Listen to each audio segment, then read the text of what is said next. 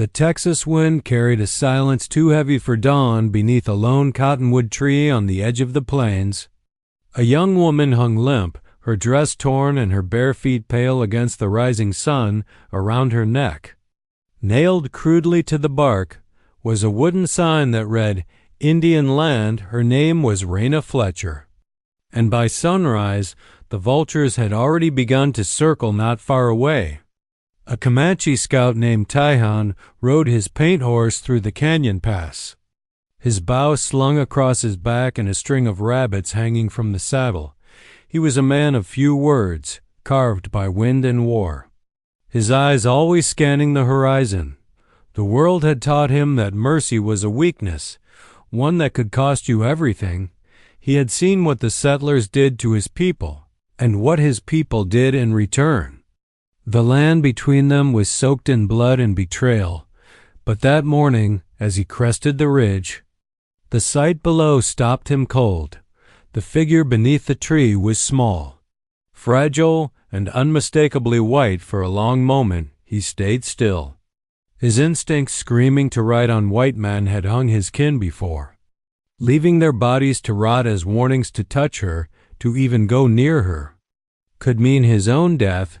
And yet the cruelty of it, the twisted sign, the broken body, stirred something deep in him that would not be ignored. He guided his horse closer, each step deliberate, eyes darting for ambush. There was none, just the wind, the tree, and her. When he reached her, he saw she was still alive. Barely her lips were cracked, her breath shallow, her wrists raw where the rope cut her skin. Someone had beaten her first. The marks told their own story. This wasn't justice. It was vengeance. He cursed softly under his breath. Tan's knife flashed once in the rising light, and the rope gave way. She fell like a broken bird, and he caught her before she hit the ground. Her head rolled against his arm, a weak sound escaping her throat. Not words, but life refusing to surrender for a moment. He simply stared at her face, dusted in blood and dirt, streaked with tears. She couldn't have been older than 20. Her hair, tangled and sun-bleached, framed a face that might once have belonged to someone who'd known laughter. He should have left her, every instinct said, so she was white. And he was Comanche. If any patrol found them together, they'd hang him beside her still. As he looked at the cruel words carved into that sign, Indian Land, his chest burned with something fierce and wordless. Without another thought, he lifted her into his saddle and turned his horse toward the canyons. She stirred faintly as they rode, her voice a whisper carried by the wind. "Please don't let them." But she couldn't finish. "Quiet," he murmured, though his tone held no anger. "You are safe now." It was a lie. Neither of them was safe, but it was all he could offer. By the time the sun rose high, they had disappeared into the labyrinth of red cliffs and cedar valleys that only the Comanche knew there.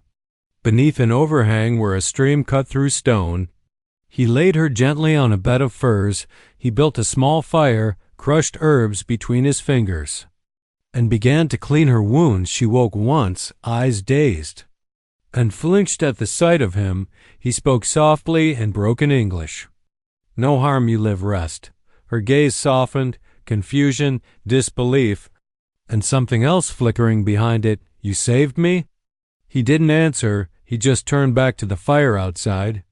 The wind bent the grass and whispered through the canyon walls.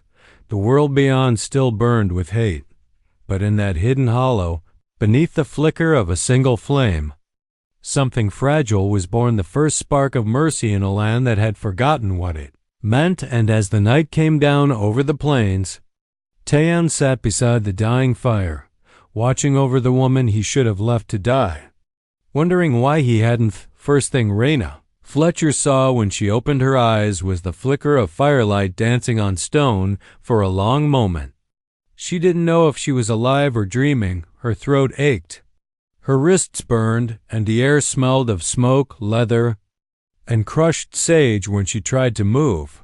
Pain lanced through her shoulders. Then she saw him, the man who'd saved her, dark-haired, broad-shouldered, and still as a mountain, sat cross-legged near the fire.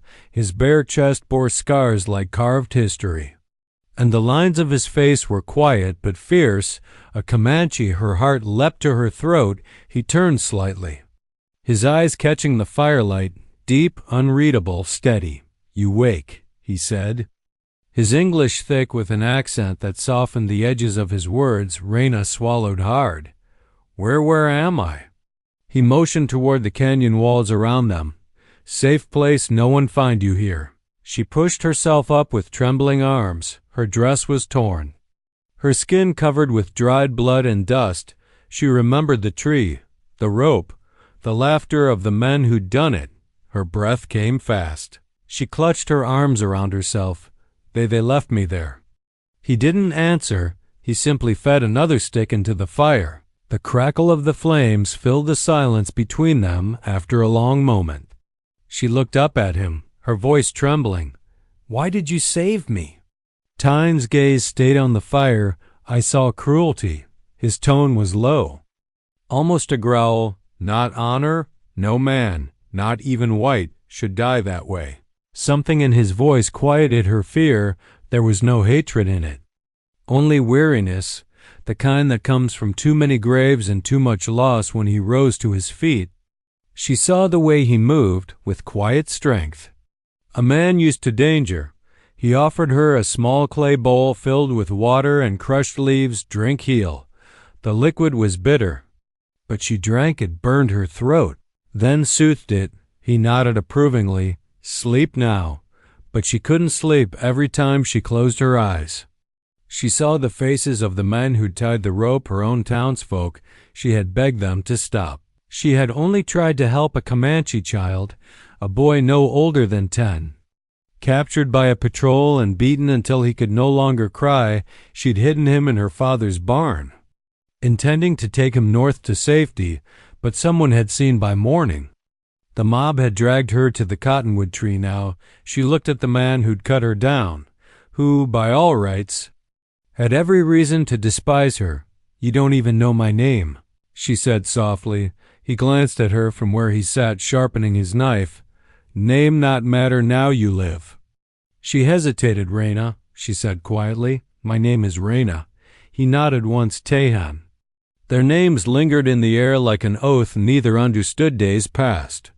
She grew stronger. He taught her how to gather herbs, how to move silently among the rocks, how to listen to the wind. They spoke little. His English was spare, hers too soft for the wilderness, but they learned each other's rhythm. When she laughed once at a clumsy bird that fell from its perch, Tehan looked at her as if startled by the sound, but the world outside the canyon was closing in. He saw riders' tracks on the ridge, white men, armed, searching. He knew they were looking for her, and if they found her here, it would mean death for them both that night. As the wind howled through the stones, she whispered, "You could have left me to die." "I know. Then why didn't you?" He was silent for a long time, staring into the flames. When he finally spoke, his words were quiet but heavy. "Because I once watched my brother hang from a tree with a sign that said, 'White Land.'" Reyna felt her breath catch in that moment. The space between them vanished. Two lives divided by hatred, now bound by shared sorrow outside. The coyotes sang to the moon inside the canyon beneath a single flickering fire. Mercy and grief lay side by side, and something fragile began to grow between them, something neither dared name.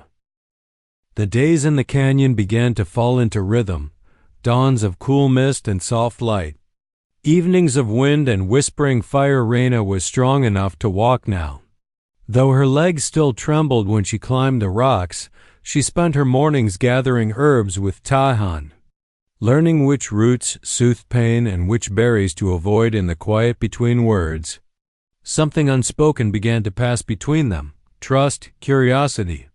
Perhaps something deeper. Neither dared to. Tehan watched her in silence more often than he spoke. She was a creature from another world, pale skin, hair like wheat, eyes full of questions she could not ask, yet she did not shrink from work. And she met his gaze without fear. He had expected her to look at him the way most settlers did, with revulsion or terror. Instead, when she looked at him, it was as though she saw him. Not his skin, not his tribe, but the man himself one afternoon. He caught her sitting by the stream, washing her dress. She hummed softly, a tune unfamiliar, something that belonged to white churches and open plains. When she noticed him watching, she stopped. Embarrassed, "I used to teach music," she said shyly, "back home." He tilted his head. "Teach?" "Children," she explained, smiling faintly. "Little ones. I showed them how to read, how to sing." He nodded slowly, understanding enough to feel the weight of her loss. "And now?" She stared into the water, her voice low. "Now I don't know who I am." He considered her for a long moment. "Alive." He said simply, "You are alive, that is enough." She looked up at him then, and the warmth in his tone did something unexpected. It steadied her. She realized she trusted him completely, a thing she would have thought impossible only a week ago. That night, a storm rolled in across the canyon. Lightning split the sky, and rain came down in sheets. They took shelter beneath the overhang. The fire sputtering between them, thunder echoed off the cliffs like the voice of an angry god. Raina flinched at each crash. "It sounds close," she murmured. Hand gave a small smile. "The earth speaks loud when it remembers." She watched him as he fed the fire, the muscles in his arms catching the glow. "You've lost people," she said quietly, "haven't you?" He froze, eyes shadowed. "Many. Your brother?" He looked at her sharply. "You remember?" She nodded. "You said once he died with a sign around his neck." Tyam's jaw tightened. "White soldiers came, said my people stole their cattle.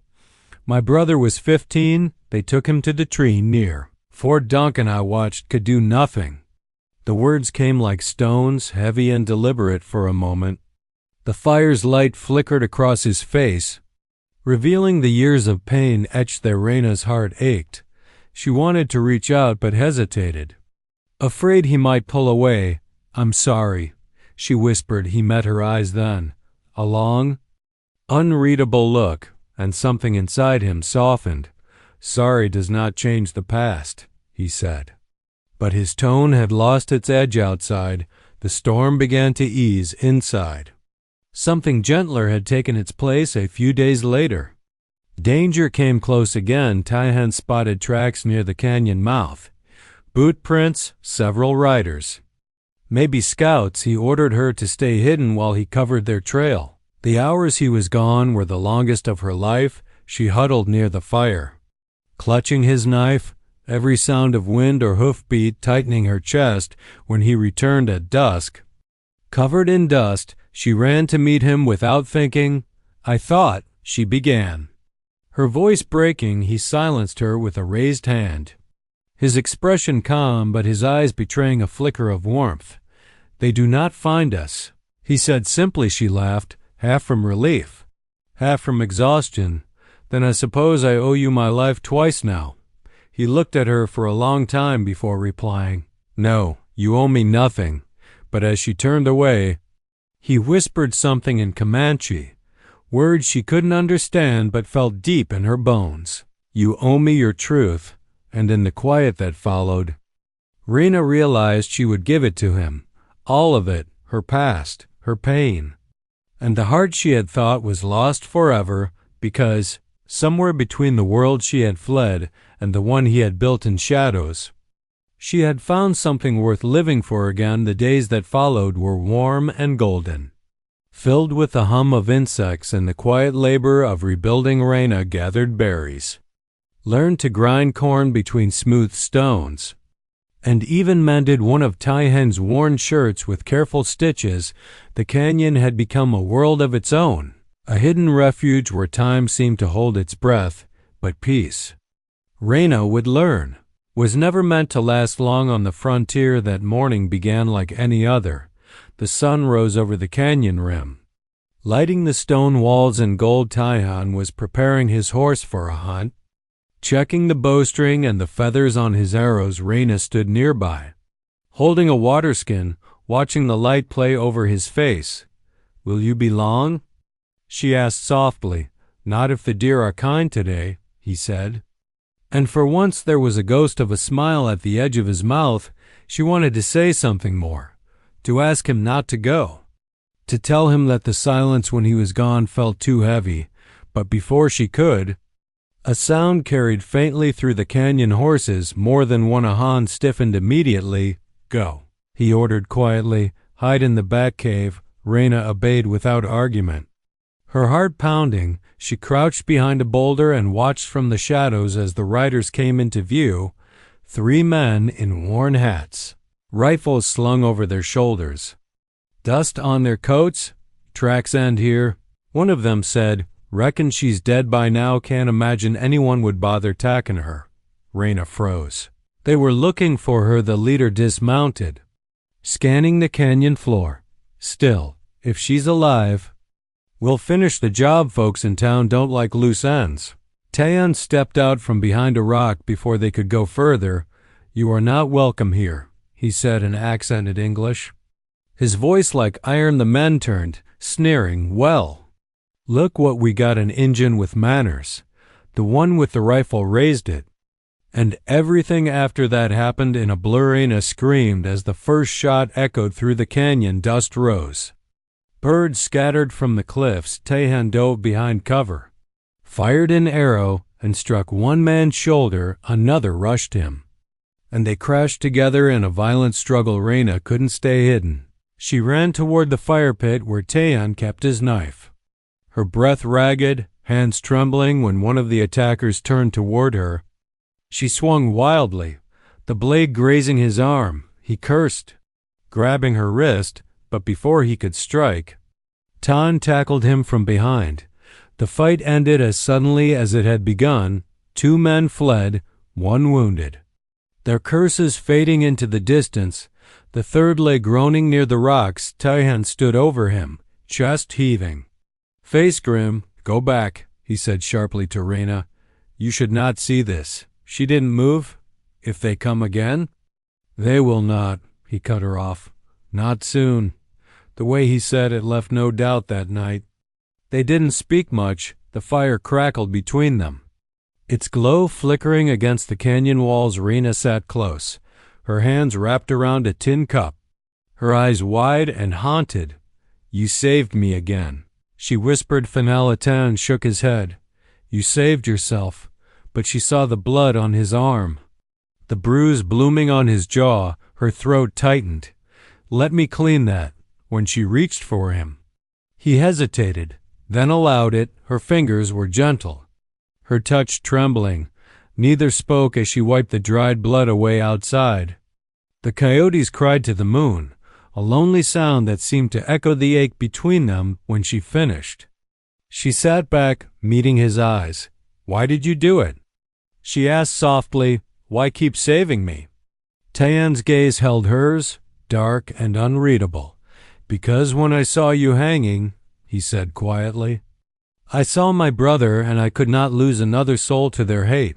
Her breath caught, not just from his words, but from the truth beneath them. He had risked everything because his heart still refused to harden, even after all he'd lost. "Then maybe we were both saved that day," she said, her voice breaking. He looked at her for a long moment, then reached out, just barely brushing her hand with his. "Perhaps," he murmured, "but the world will not forgive it." The firelight glowed between them, warm and fragile, a small defiance against a world built on fear and blood. And though neither dared to name it yet, both knew something had changed forever in that canyon, something as dangerous and unstoppable as love itself. The peace that followed the gunfire was thin, fragile, like ice over deep water for a few blessed days. The canyon was still again. The only sounds, the murmur of the stream and the wind sighing through the mesquite. Reyna tried to pretend that everything was as it had been before, that the men hadn't found them, that Tan's wary eyes didn't scan the horizon every time the wind shifted.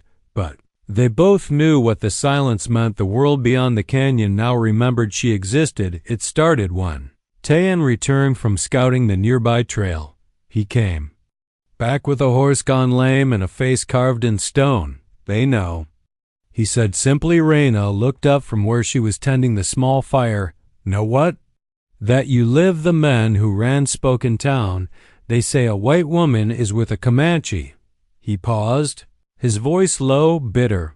They will not leave that unpunished.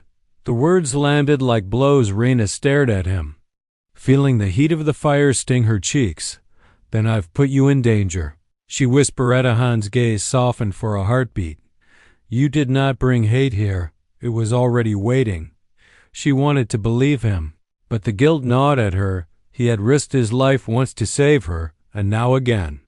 He would have to risk it to keep her safe. That night, as they sat beside the fire, she finally spoke what had been haunting her since the day he cut her down. You could have left me, she said. No one would have blamed you. Tayan didn't answer at first.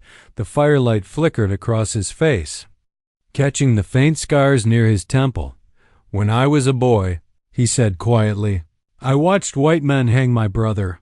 I swore I would never forgive them. But when I saw you hanging with that same kind of rope, I heard my brother's voice. Her eyes blurred. What did it say? He looked at her then, a deep, unwavering look that felt like the earth itself speaking. It said, do not become what they made you. Over the next few days, the air in the canyon grew heavy with foreboding smoke, sometimes curled faintly from the far horizon.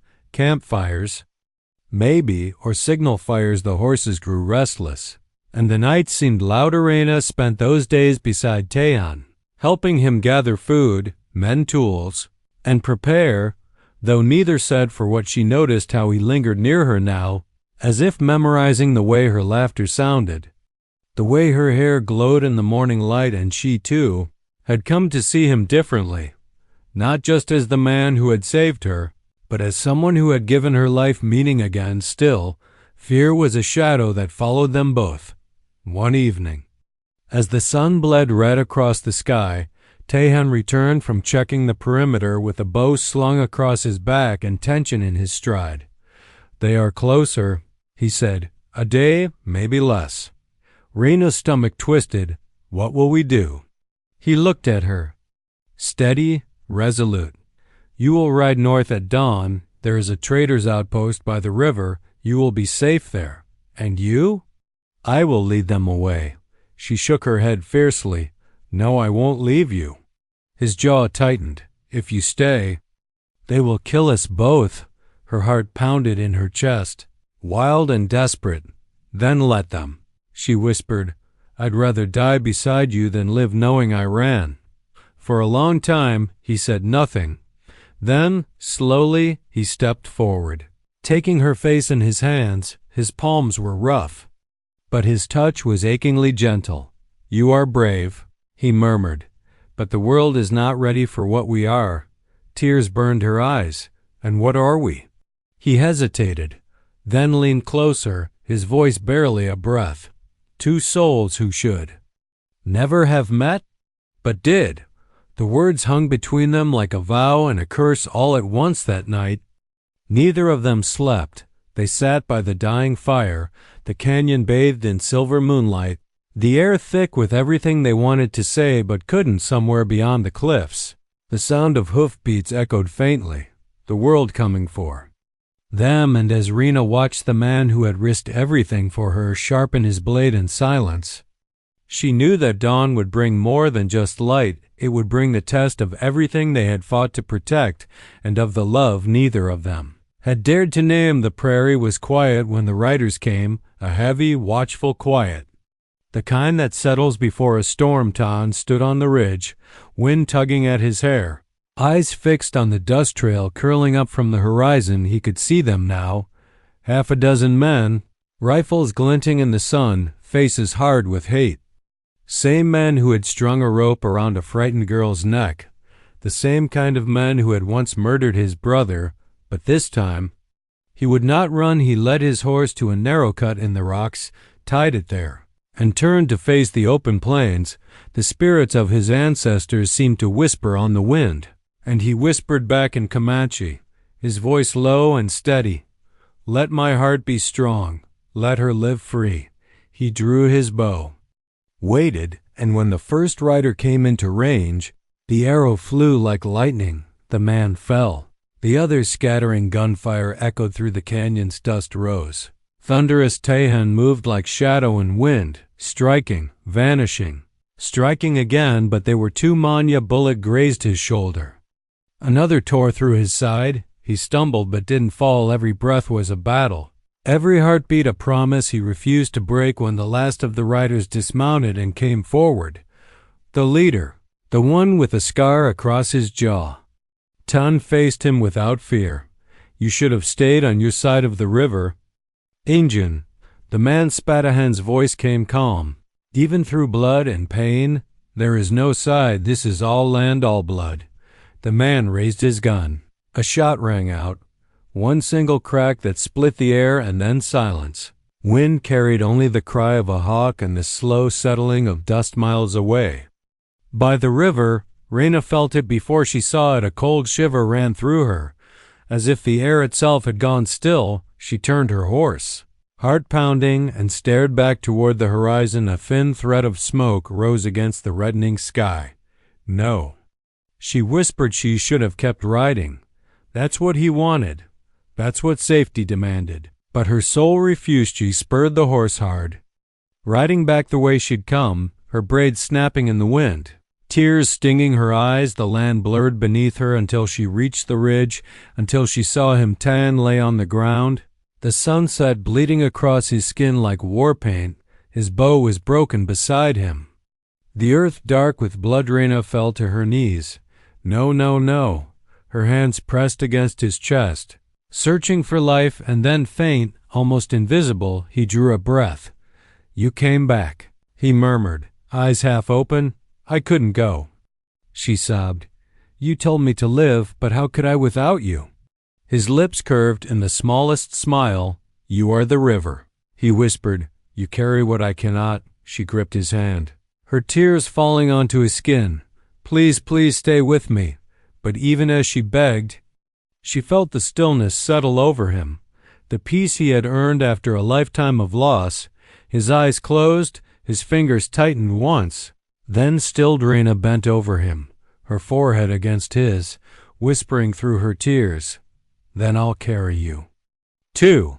By the time she rode into the trading post days later, her clothes were torn, her face streaked with dust and grief. The settlers who saw her whispered, "A pale woman alone, riding with an arrowhead tied around her neck." She said nothing to them. She sold the horse, bought supplies, and rode north, not to the cities or the safety of walls, but to the open lands where the grass never stopped moving. She found a quiet valley beside a river and built a small cabin there. One log at a time she sang as she worked, the songs she once taught to children, the songs he had heard her hum by the fire. And when the wind passed through the valley, it sometimes carried a whisper, soft, like the echo of a promise, "You are free." Raina would stop, close her eyes, and smile through her tears. "So are you," she would whisper back years later. Travelers spoke of a woman who lived alone near the river, who helped the wounded and the lost, who wore a single arrowhead always against her heart.